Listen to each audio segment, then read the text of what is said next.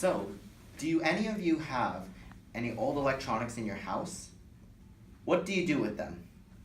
Today I'm going to be talking about my demonstration speech about how we can recycle e-waste, also known as electronical waste. Electronic devices that are no longer used in the modern time are quickly filling the landfills of the world. In our country alone, more than 100 million computers are thrown in the trash.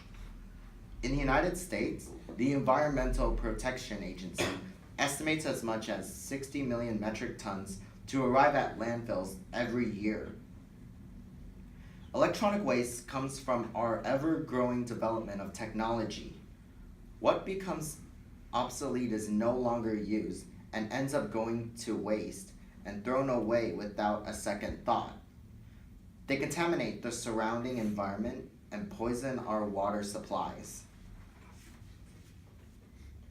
With obsolete electronics people don't use anymore, the simple, logical, and green solution is to recycle them.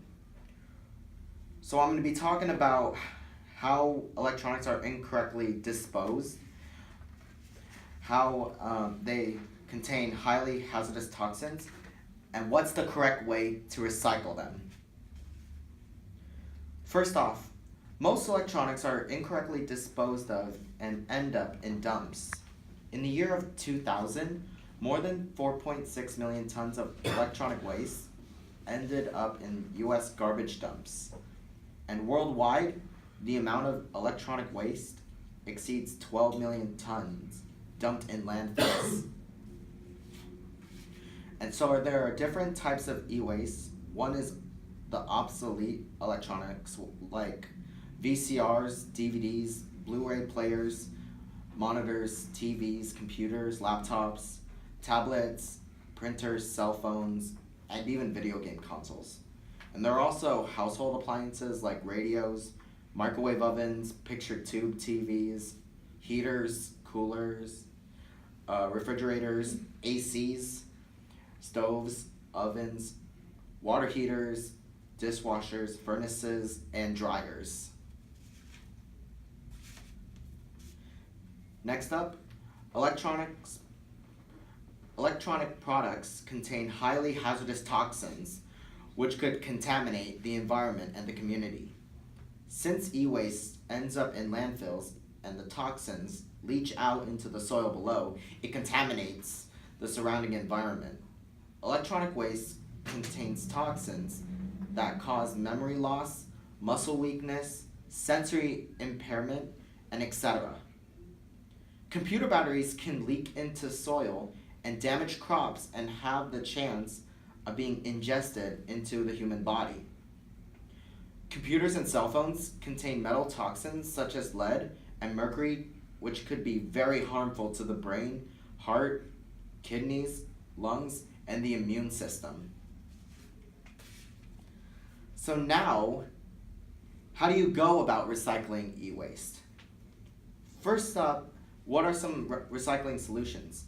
You can recycle your electronic devices at a certified e-waste center or donate the outdated technology. So where are the e-waste centers? There are e-waste recycling centers in almost every large city in each state. They also hold events where people drop off their e-waste so that they would be recycled properly.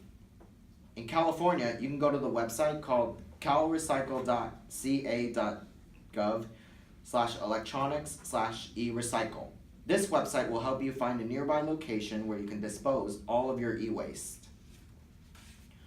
You must look for a certified e-waste recycling center that guarantee that all electronics they collect never goes to the landfill. In conclusion, e-waste comes from our ever-growing development of technology. What is no longer used ends up going into waste and thrown away without a second thought. The millions of tons of e-waste ends up in dumps and contaminate the surrounding environment and poison our water supplies. E-waste contains metal toxins such as lead and mercury, which is very harmful to the brain, heart, kidneys, lungs, and immune system. So, the simple and green solution to get rid of all of your e-waste is to recycle them by taking your unwanted electronic items to your local certified e-waste recycling centers so they can be responsibly disposed of. Now, recycling e-waste can be easily done by taking it to your local certified e-waste recycler. Recycling e-waste is as easy as pie. Thank you.